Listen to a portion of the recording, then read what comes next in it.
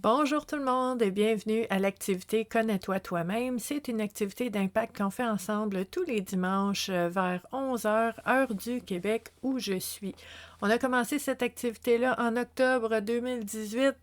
Tous les dimanches sans relâche. Depuis ce moment-là, on est ensemble parce que c'est précieux, c'est important. C'est un moment privilégié qu'on passe ensemble pour pouvoir explorer différentes thématiques qui ont potentiellement des impacts dans notre vie. En fait. Donc, ce qui est important avec cette activité-là, c'est qu'on puisse prendre le temps de s'installer, de prendre un moment pour nous et d'aller explorer des sujets auxquels on n'aurait pas nécessairement pensé aujourd'hui.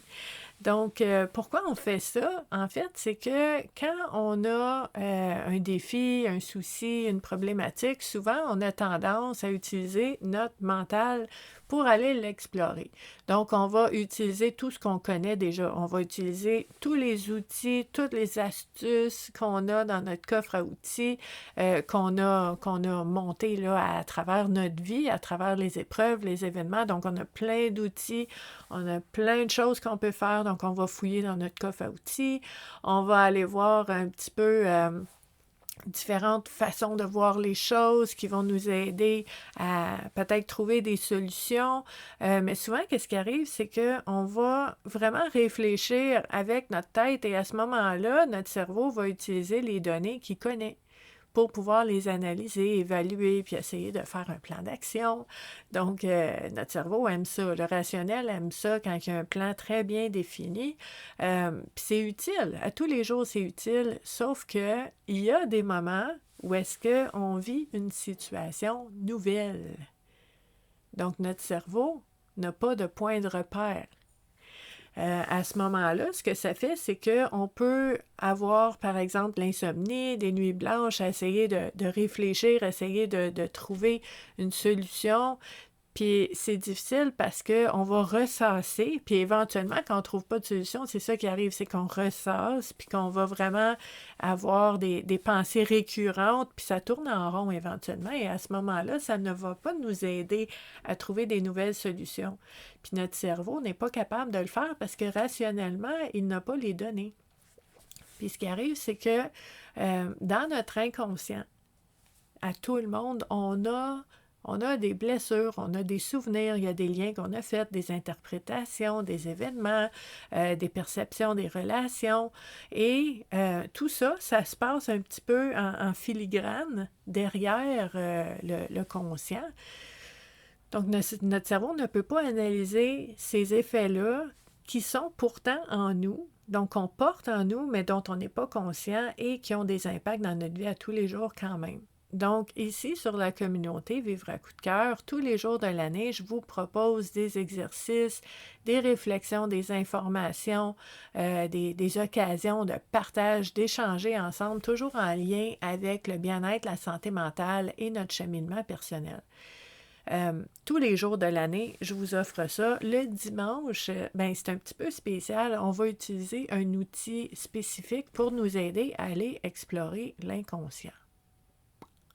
Donc, il y a peut-être des gens qui se posent la question de dire, OK, comment consciemment je peux explorer l'inconscient puisque c'est inconscient? Bien, ce qu'on va faire, c'est que on va utiliser des outils, des trucs, des exercices qui vont nous aider à aller explorer ce qu'on porte en nous, mais de façon exploratoire. Donc, ce n'est pas notre tête, c'est pas notre rationnel qui va décider aujourd'hui, j'explore telle facette de, de la situation ou de ma personne. Non, on va utiliser un élément déclencheur pour déclencher des prises de conscience. Donc, un de ces éléments-là, il y en a plusieurs qui existent, mais celui qu'on utilise les dimanches, ce sont les jeux de cartes oracle. Pourquoi on utilise ça? Puis c'est important que vous sachiez en fait que pour les nouvelles personnes qui sont ici sur la communauté, mon nom c'est Stéphanie, puis moi je suis intervenante psychosociale de formation en travail social depuis plus de 28 ans maintenant. Donc j'accompagne les gens dans leur cheminement personnel depuis 28 ans et en fait, oui, il existe plein de techniques, plein d'approches, tu sais, oui, on peut parler de cognitivo-comportemental, puis résolution de problèmes, puis bon, il y a plein d'éléments qu'on peut aller voir. Mais ce que je trouve intéressant, puis ici je fais un lien avec l'approche de Carl Jung, c'est d'aller explorer l'inconscient, d'aller explorer par le symbolisme, d'aller explorer par les archétypes, les images qu'on porte en nous, des éléments qui ont vraiment de l'impact à tous les jours dans notre vie. Et les jeux de cartes peuvent nous aider à faire ça. Donc, Aujourd'hui, j'ai décidé d'utiliser un jeu que certaines personnes vont reconnaître. Je vous dirais que quand je fais des tirages de cartes dans des lieux publics pour essayer de faire connaître cet outil-là d'introspection et de cheminement personnel, donc je vais dans des endroits publics pour faire ça, souvent ce jeu de cartes-là, c'est un des préférés des gens. Puis je pense que il y a un élément, je reviens sur Carl Jung avec ses synchronicités, son symbolisme. Puis je pense que dans l'inconscient collectif, il y a vraiment un amour, puis un attrait, puis une inspiration générale pour tout le monde en ce qui concerne les papillons. Les papillons, c'est le changement. Les papillons, c'est la transformation. Les papillons, la métamorphose.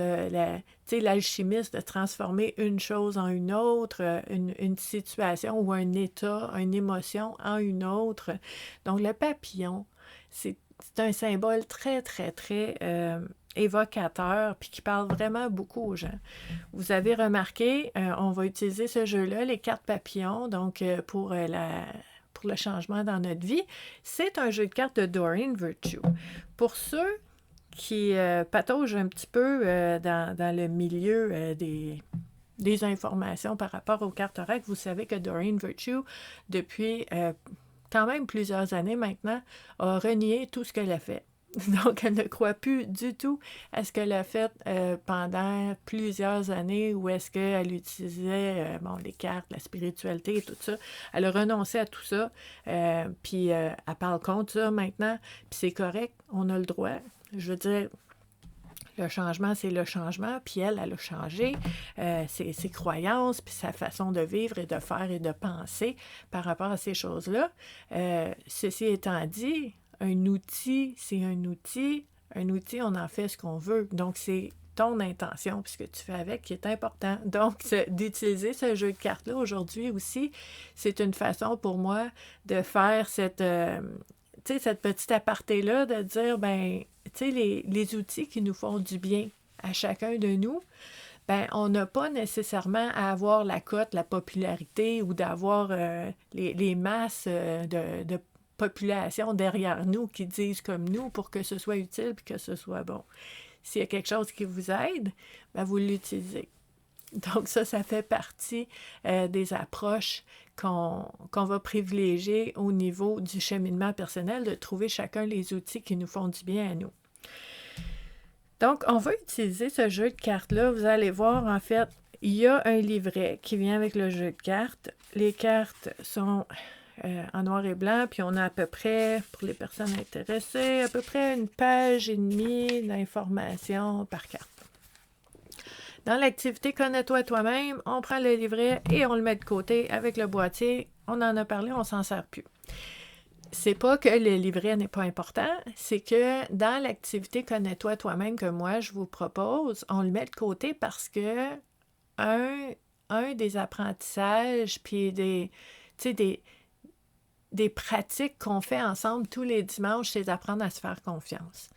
Donc, on ne va pas utiliser l'interprétation ou la réponse qui est fournie dans un livre pour nous donner notre réponse à nous qui va être adaptée, personnalisée et vraiment en lien avec nous-mêmes, nos relations, notre propre vie.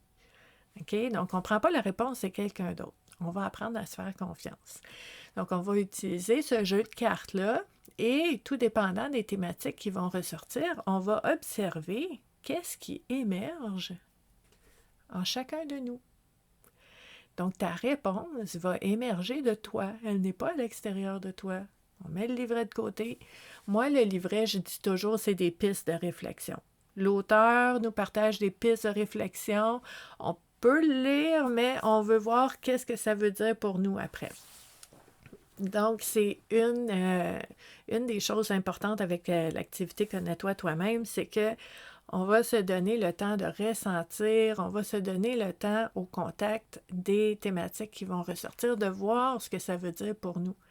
Quels sont les impacts, les conséquences, quels sont les liens qu'on voit entre les événements, entre les personnes qui ont un lien avec cette thématique-là, quels sont les souvenirs qui vont émerger, les paroles qu'on a entendues, des anciens rêves qu'on a oubliés, des blessures qu'on ne savait pas qu'on portait encore. Donc, tout ça, ça peut émerger et ça ne peut pas être écrit dans un livre parce que Doreen, elle ne sait pas ce que toi tu vis, là. Toi, tu sais ce que tu vis. Donc, quand on utilise les cartes dans un cheminement personnel, c'est un exercice, tu sais, à toi, de toi, avec amour, là. Puis on fait ça ensemble. Donc moi, en ce moment, je suis ici même dans les commentaires avec vous en temps réel pour qu'on puisse échanger sur les prises de conscience que vous faites ou les questions que vous pouvez avoir par rapport aux thématiques qui vont ressortir. Donc, l'activité est enregistrée un petit peu avant la diffusion en ligne parce que ça fait en sorte que Meta ne va pas supprimer l'activité, la vidéo, après 30 jours.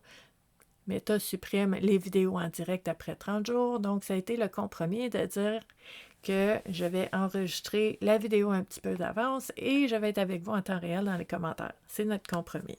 Donc, je suis avec vous maintenant. Les cartes sont toutes comme ça, sont toutes bleues avec le papillon. Je vais vous en montrer quelques-unes. Donc, on voit les papillons que les gens aiment beaucoup avec les thématiques. Mon Dieu, celle-là, passer à l'étape suivante.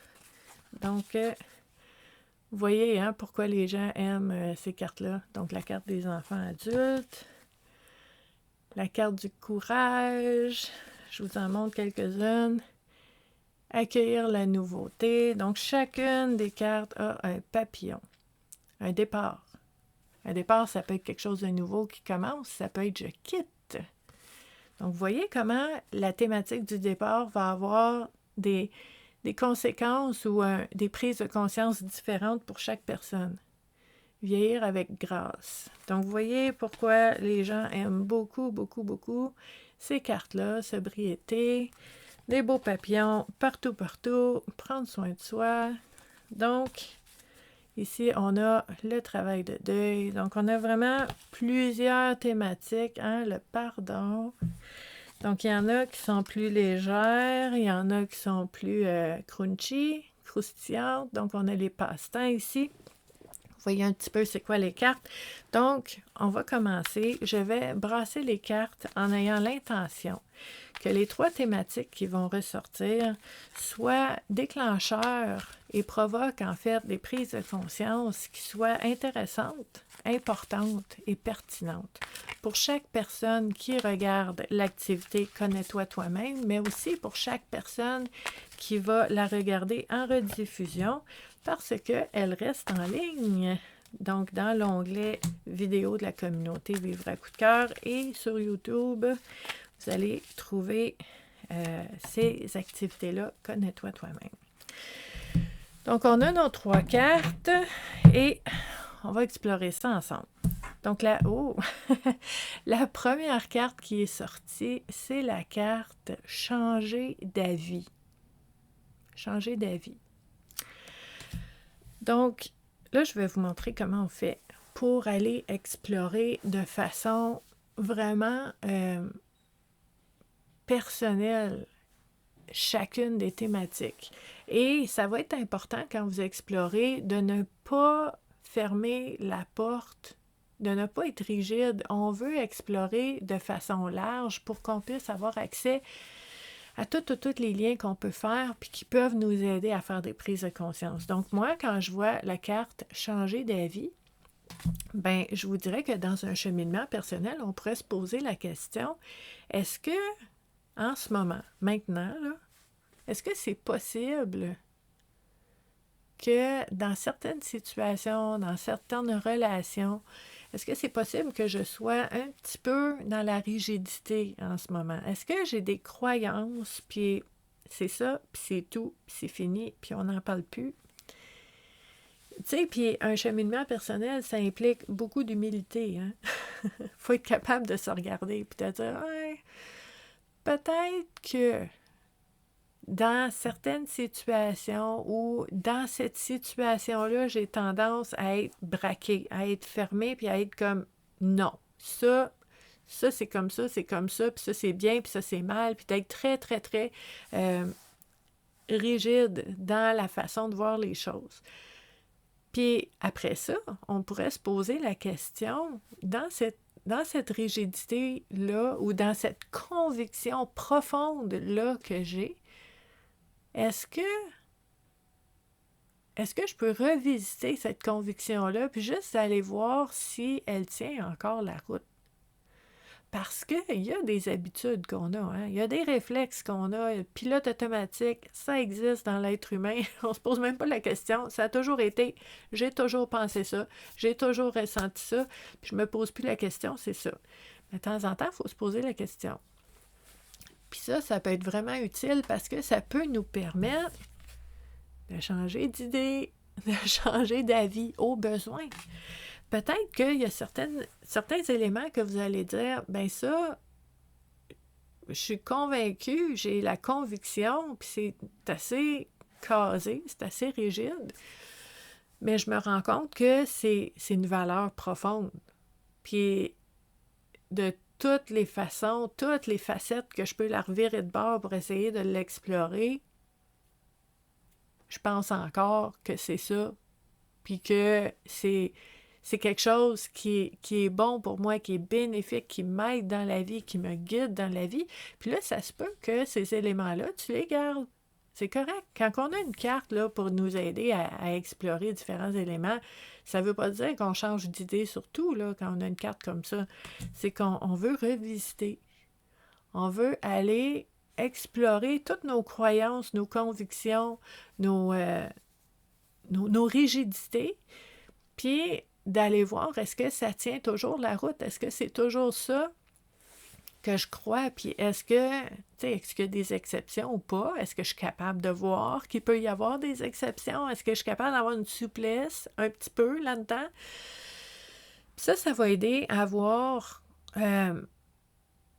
notre capacité à la flexibilité mentale. Hein? Ça, c'est important aussi. Et puis là, vous savez, moi, je suis intervenante psychosociale en santé mentale, puis la rigidité, c'est une des choses qui est vraiment explorée, puis souvent, on s'en rend même pas compte, mais je vous dis, quand j'accompagne les gens d'individuels, puis qu'on va toucher à quelques éléments, c'est non, on touche pas à ça. Voyons donc, c'est sûr que c'est comme ça peut pas être autrement. Puis là, moi, je fais intéressant, parce que ça peut être de plein de façons, là. Je veux dire, on n'est pas toutes pareilles. Les gens ont des croyances différentes, ont des philosophies de vie différentes, puis là, on veut pas tout changer. On veut créer un espace où est-ce que la souplesse est là pour qu'on puisse rechoisir. Est-ce que ça me convient encore? Est-ce que le fait d'avoir cette croyance-là, ça m'aide dans la vie? Est-ce que ça me fait du bien? Est-ce que c'est bénéfique pour moi? Est-ce que c'est bon pour moi? Est-ce que je me sens plus légère, plus libre avec cette croyance-là? On va la garder. Mais si tu te rends compte que tu as une croyance, que tu crois dur comme fer, puis que tu n'as jamais revisité, puis tu te rends compte que ça te pourrit la vie, oh, on vient de voir quelque chose, là. Puis là, on arrive à cette capacité de changer d'idée. Donc, on pourrait se poser la question dans un cheminement personnel, est-ce que je suis capable de changer d'idée? Je vous l'ai dit tantôt, ça implique beaucoup d'humilité, de se poser la question, si je change d'idée, est-ce que j'ai l'impression d'avoir été dans le tort? Est-ce que j'ai l'impression de vivre un échec? Parce que je dois changer d'idée. Je me rends compte que j'avais pas raison, il faut changer d'idée. Est-ce que c'est la honte? Est-ce que c'est difficile? Est-ce que je me permets de changer d'idée? Tu sais, puis je sais pas pour vous, moi, j'ai des visages qui qui pop-up quand on parle de certaines choses. Puis ça, c'est important parce que ça émerge de vous, donc c'est des réponses pour vous. Mais moi, je connais des gens qui vont, qui vont accepter de perdre des relations, de plus être avec des gens juste pour ne pas changer d'idée, pour ne pas admettre que peut-être que il y aurait une autre façon de faire ça ou de vivre les choses. Non, braquer, fermer, puis préférer être seul au monde que de changer d'idée. Ça existe. Puis, tu sais, moi, je vois des visages qui pop-up. Pas des personnes que je connais proches, mais des personnes... des fois qu'on voit dans la vie publique, puis qu'on dit c'est borné, c'est incroyable. Puis en même temps, ça vient nous confronter à nos propres croyances, de dire pourquoi moi je pense que cette personne-là est bornée. Ben, c'est parce qu'on n'a pas le même discours, on n'a pas les mêmes valeurs, je pense. On n'a pas la même façon de voir la vie, de voir les choses. Puis vous voyez comment cette réflexion-là, c'est pas un jugement puis une évaluation de ce qui se passe autour. C'est de dire si quelque chose me fait réagir en quelqu'un, qu'est-ce que ça me dit de moi aussi? Donc, tu sais, c'est intéressant là, d'aller explorer l'introspection. C'est magnifique. C'est une des plus belles choses qu'on peut faire pour soi-même, là, d'aller apprendre à se connaître. Donc, est-ce que je suis capable de changer d'idée? Est-ce que je suis capable de changer d'avis sans penser que c'est un échec, que c'est un recul, que c'est une rechute, que c'est un problème, que j'avais raison ou j'avais tort? C'est des jugements, ça. Des idées, là. Sais-tu combien d'idées qui te passent par la tête à tous les jours? Il y en a des idées. Ça poup, poup, poup, comme des papillons qui flottent autour, puis tu ne pourras jamais toutes les attraper. Il y a des millions d'idées à tous les jours qui nous traversent l'esprit. On a le droit de changer d'idée. On a le droit de changer d'avis. On a le droit, puis ça, c'est un autre élément qui émerge, là, que je vois. Par exemple, il y a des personnes que j'accompagne qui vont dire ben, tu sais, j'ai de la difficulté à mettre mes limites parce que je peux pas. J'ai jamais dit non avant. Ça a toujours été oui, ça a toujours été. Donc, pourquoi aujourd'hui, j'aurais le droit de changer tout ça puis de chambouler la vie à tout le monde parce que ça me convient plus? Ben, c'est parce que tu as le droit de changer d'idée. Ça se peut que pendant des années de temps, que tu aies accepté des comportements, des paroles, des attitudes, des façons de faire avec toi, des dynamiques relationnelles. Ça se peut que tu aies accepté des années de temps, mais que là, ça ne te tente plus. Puis tu as le droit de changer d'idée. Même si les gens disent « Mais tu n'étais pas comme ça avant. » Ben non, je n'étais pas comme ça avant. Mais là, tu sais, on va se représenter puis dire à partir, tu sais, maintenant, je suis comme ça. J'ai changé, puis c'est correct, j'ai le droit. J'ai le droit de changer d'idée, j'ai le droit de changer d'avis.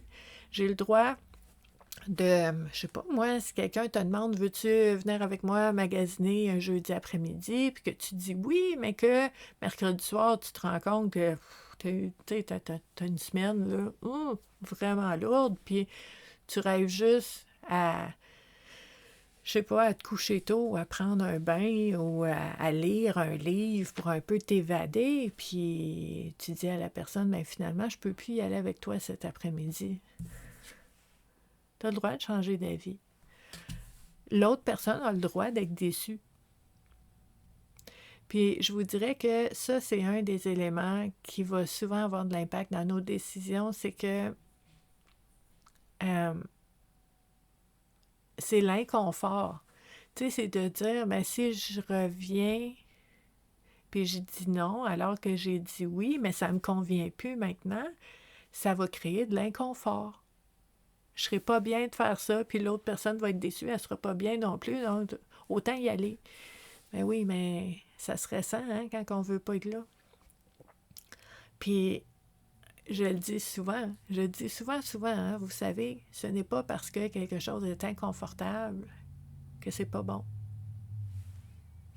Des fois, l'inconfort fait partie de l'expérience qu'on vit, puis de l'apprentissage qu'on fait. De voir que l'inconfort, c'est temporaire, ça dure pas forever, là. Puis on peut... Tu sais, il y a une façon de dire les choses. On peut dire les choses de façon sincère, bienveillante, respectueuse, mais très, très, très claire. Puis on peut mettre nos limites. Donc, est-ce que je suis prête à faire ça? Est-ce que je suis prête à changer d'avis, à changer d'idée? Si vous voyez d'autres façons d'interpréter ou d'aller explorer cette thématique-là, laissez-la dans les commentaires. On va pouvoir en parler ensemble pour vraiment explorer différentes facettes. La deuxième carte qui est sortie, un autre beau papillon, petit papillon mauve, le soutien. Le soutien.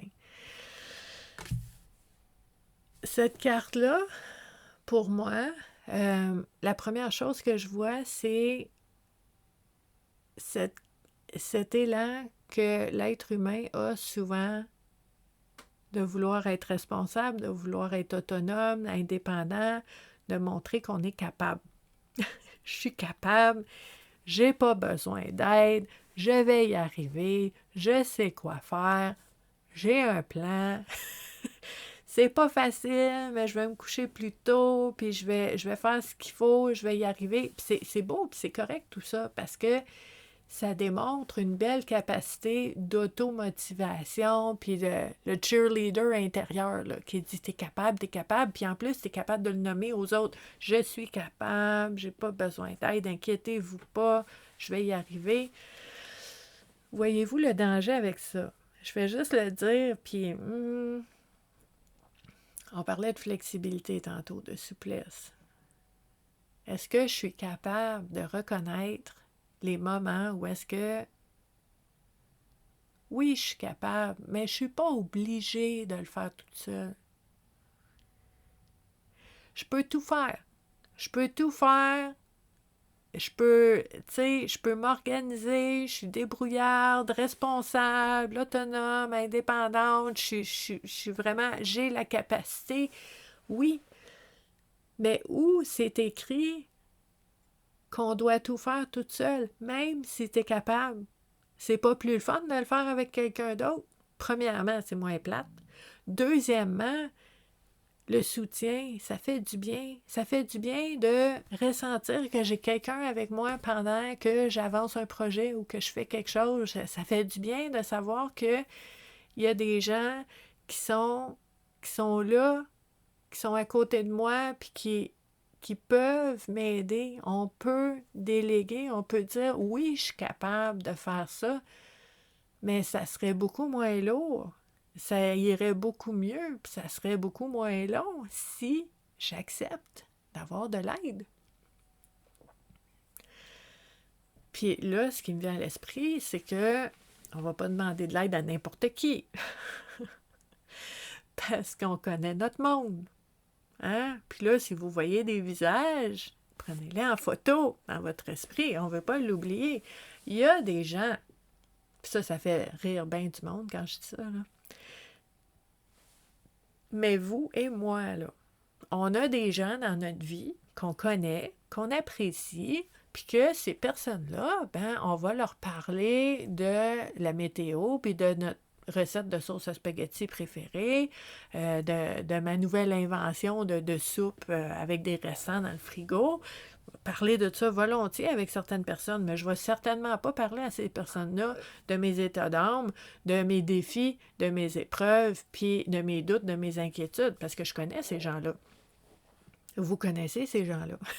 Il y a des gens à qui on va avoir une relation, moi j'appelle ça une relation en profondeur, avec une connexion sincère, une belle réciprocité qui circule, donner, recevoir, une écoute extraordinaire. Puis, tu sais, des gens qui ne vont pas nous juger. Puis, pour moi, un élément qui est important aussi, puis vous pouvez faire cette réflexion aussi, de vous dire qu'est-ce qui est important pour moi pour que je puisse me sentir en sécurité, pour que je puisse sentir que je suis en train de me confier puis de demander de l'aide à la bonne personne. Bien, moi, personnellement, j'ai un élément de quand je parle d'un défi à une personne ou d'un doute que j'ai ou d'un problème, une inquiétude, puis que la personne, j'ai même pas fini de parler, puis elle me sort 8 solutions. Pas ça, je veux, là. Fait que là, cette personne-là, j'ai appris que c'est pas à cette personne-là que je vais parler de ces choses-là. Parce qu'on n'a pas tous besoin des mêmes choses. Puis je te dirais que ça arrive des fois, j'ai besoin d'une solution, là. Mais je vais le demander très explicitement. As-tu une idée que je peux faire avec ça, cette situation-là? Puis là, je m'attends à ce que tu me donnes. Mais si je fais juste te parler, j'aimerais ça être écouté, sans être jugé, sans me faire dire quoi faire, sans être bombardé de solutions. Parce que je ne suis pas rendue là. Donc, le soutien, c'est important, pas juste de savoir à qui je vais demander de l'aide et du soutien. Tu sais, oui, c'est important de choisir la personne, tu sais, selon tes valeurs, tes besoins, l'approche, selon le climat, le feeling que tu as avec la personne. Tu veux que ce soit fluide, que tu te sentes en confiance, que tu te sentes en sécurité. Tu vas choisir cette personne-là. Mais après ça, il y a un autre élément de te poser la question. Est-ce que je suis capable de demander de l'aide sans me sentir comme le plus gros zéro du monde? Est-ce que je peux demander de l'aide sans me sentir complètement incapable, comme moins que rien, parce que je demande de l'aide? Est-ce que je suis capable de demander de l'aide en me ressentant étant une personne forte et irresponsable parce que je demande de l'aide? Est-ce que pour toi, demander de l'aide, c'est une preuve de responsabilité, de débrouillardise et d'autonomie? Puis là, je le sais, là, il y a certains d'entre vous, là, ça flippe dans votre tête, là, une gymnastique mentale incroyable parce que vous n'avez jamais vu les choses comme ça, là. Mais c'est ça qu'on fait dans l'activité Connais-toi toi-même, c'est qu'on va explorer d'autres façons de voir les choses, puis on va dire, attends, minute. Est-ce que je peux flipper ça de bord puis essayer de voir les choses autrement, juste voir si ça m'ouvre des portes, si ça me fait du bien, si ça m'amène un vent de légèreté, puis juste d'aller explorer. Parce que quand on a une carte de soutien, ben c'est d'aller explorer notre capacité à nous-mêmes de demander de l'aide, mais à la bonne personne. Puis, tu sais, je vous dirais aussi un autre élément qui me vient en tête au niveau du soutien, c'est que c'est pas parce qu'on demande de l'aide qu'on va s'effondrer, puis on va s'asseoir par terre, puis qu'on va se tourner les pouces en attendant que ça se règle parce que la personne va le faire pour nous. En tout cas, personnellement, moi, c'est pas comme ça que j'aide les gens. Je ne vais pas faire les choses à ta place. On va l'explorer ensemble, on va aller voir, je vais t'amener. Puis là, c'est sûr, tu sais, moi, je suis intervenante psychosociale, mais avec mes amis, avec ma famille, on va en parler, on va l'explorer sous toutes les facettes possibles et impossibles, parce que ça, c'est une de mes forces. On va voir toutes les facettes, puis on va explorer qu'est-ce que toi, tu veux faire. Qu'est-ce qui est important pour toi?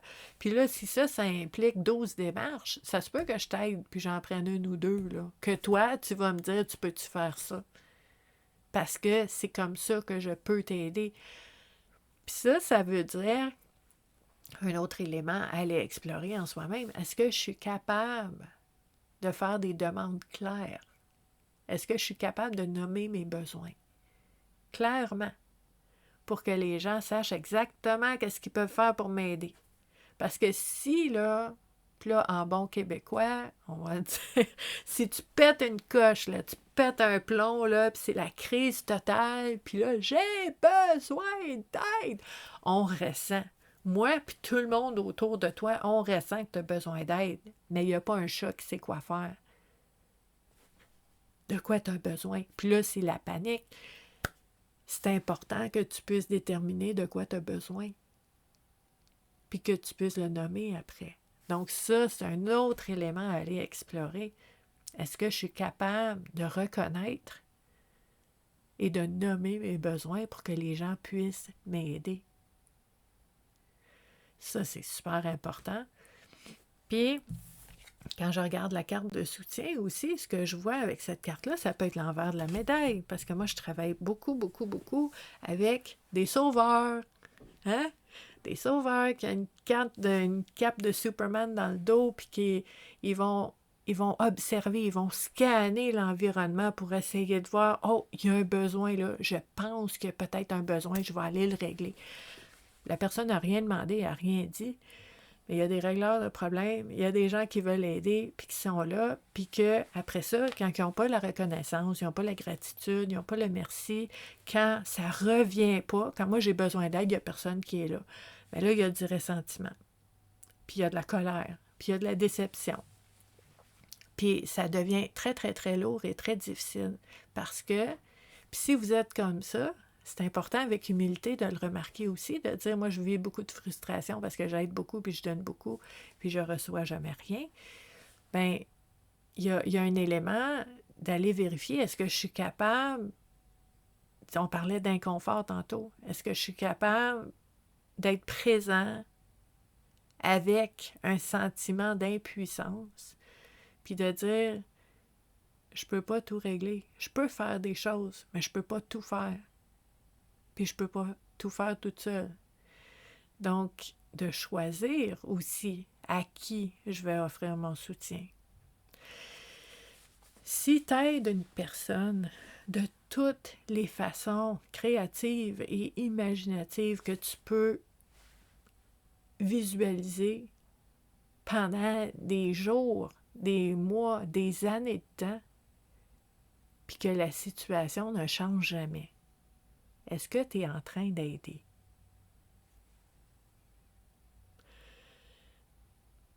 C'est des questions tellement importantes. Puis tu sais, tu vis de la frustration. Tu dis, voyons donc, ça fait des années que je l'aide, ça fait des mois que je suis là, puis je fais tout ce que je peux pour l'aider, puis ça ne change jamais. C'est pas un échec. C'est pas parce que ce que tu fais, ça aide pas. C'est parce que des fois, la personne ne veut pas s'aider soi-même. Ça, c'est toute une autre affaire. Mais c'est important d'aller explorer ça. Puis on a vu tantôt dans les cartes, je ne sais plus où, là, mais il y avait une carte de deuil. Mais des fois, c'est un deuil de dire, moi, je vois tellement clairement que cette personne-là pourrait vivre une vie tellement différente. Mais ça, c'est toi. C'est ce que tu vois. C'est ce que tu aimerais. C'est ce que tu souhaites. L'autre personne, on ne sait pas ce qu'elle veut, ce qu'elle souhaite. Où elle est rendue, de quoi elle a besoin, surtout si elle n'est pas capable de te le dire. Tu sais, il y a du travail à faire, il y a des choses à faire. Mais c'est important de ne pas s'épuiser à aider.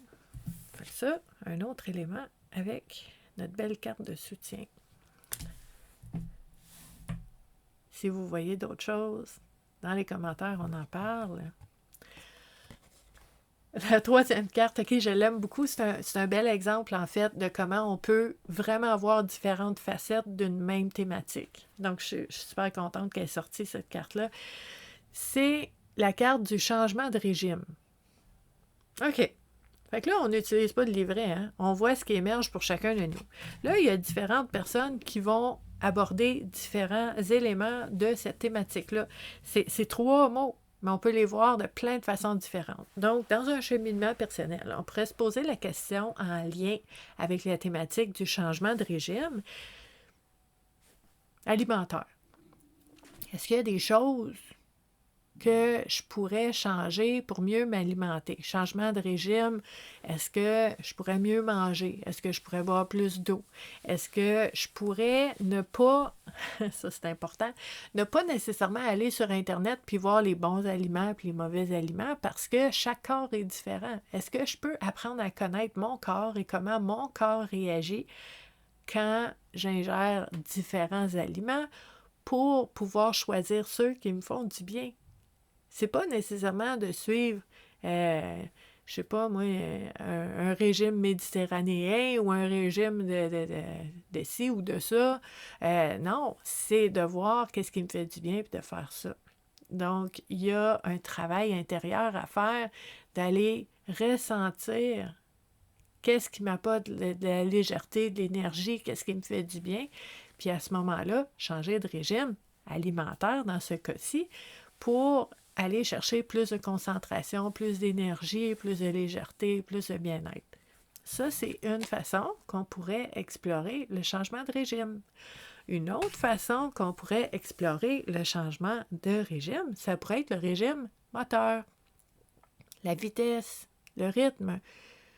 Changement de régime moteur. Est-ce que là, j'ai tendance, je cours partout, j'ai la langue à terre, j'ai trop de choses à faire, ça passe, puis je suis pas capable de juste profiter du moment, puis de vraiment m'asseoir et intégrer qu'est-ce qui se passe en ce moment, parce que ça roule, ça n'arrête pas. Est-ce que je gagnerais à changer de régime? Est-ce que je gagnerais à déclencher puis à ralentir un petit peu? Une autre façon qu'on pourrait voir cette thématique-là, c'est est-ce qu'il y a des situations ou des éléments dans ma vie où est-ce que je me sens figée parce que j'ai peur, j'ai des doutes, puis là, ben, il ne se passe plus rien, puis ça ne bouge pas. Puis est-ce que je gagnerais à changer de régime moteur et de m'activer, de dire, OK, peut-être que je ne serai jamais prête à 100%, puis le climat, l'environnement ne sera jamais 100% prêt pour que je puisse dire, OK, c'est parfait, maintenant je peux me lancer, je peux y aller. Est-ce que je peux faire un pas maintenant? Est-ce que je peux débloquer mon régime moteur et de dire, go, on avance? Parce que ça fait assez longtemps que je suis bloquée, là. Donc, le régime, changer de régime, ça peut être ça. Changer de régime, vous pourriez le voir aussi comme le régime. Tu sais, moi, j'ai connu des gens qui ont vécu des traumas importants, puis il y a comme une espèce de climat de terreur, un régime de terreur à l'intérieur de soi-même, avec plein de. Tu sais, des néons qui flashent, puis des dangers, puis il y a du danger partout, puis de l'anxiété, puis tout ça. Puis à ce moment-là, c'est comme, OK, est-ce que je peux essayer de sortir ce régime de terreur-là, puis d'aller plutôt intérieur, là, d'aller plutôt dans un régime de collaboration, puis de partenariat, de dire, moi, je suis une alliée avec moi-même, puis j'ai des gens autour de moi qui peuvent m'aider, puis de changer un petit peu ma façon de voir les choses pour ne pas toujours être en mode protection tout le temps, parce que, mon Dieu, c'est épuisant, ça. J'en sais quelque chose, j'ai déjà passé par là.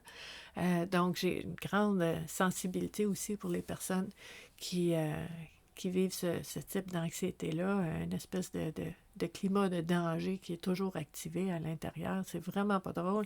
Mais quand on regarde une carte comme ça, changer le régime, changer l'atmosphère, le climat intérieur, comment je peux faire? Puis, tu sais, dans un cheminement personnel, c'est des questions super importantes. Je vous dis pas que les réponses arrivent du jour au lendemain. Là, ça pop pas toujours comme ça. Des fois, oui. Des fois, on a une prise de conscience qui change tout, puis on est comme, oh my God, je viens de comprendre quelque chose. Qu'est-ce que je fais avec ça? Et là, ça se peut que tu aies besoin d'aide. Ça pourrait arriver. Mais à ce moment-là, ce que j'aime bien vous dire, c'est que on a tendance à chercher les réponses, vraiment beaucoup, alors que d'avoir les bonnes questions, c'est vraiment la base. Donc, d'avoir d'excellentes questions, puis de ne pas savoir quoi faire avec ça, puis de dire « Oh mon Dieu, je ne suis pas plus avancée. Mon défi, mon problème est encore là. Puis là, maintenant, en plus, j'ai des questions pour lesquelles je n'ai pas de réponse. » Mais les questions sont des clés.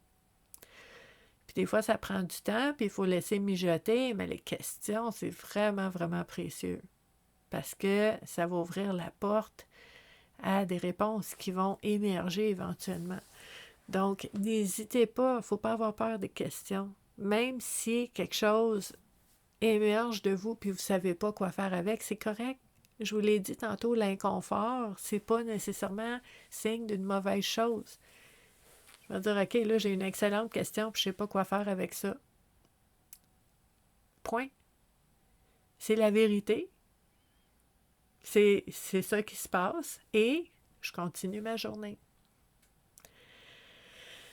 Donc, c'est un petit peu comme ça qu'on fait un cheminement personnel en utilisant les jeux de cartes oracle. Donc, tous les dimanches, je vous partage en fait différentes façons d'aller explorer les thématiques qui vont ressortir en lien avec différents jeux de cartes. J'ai une centaine de jeux de cartes ici, là. Fait qu'on utilise des différents tout le temps.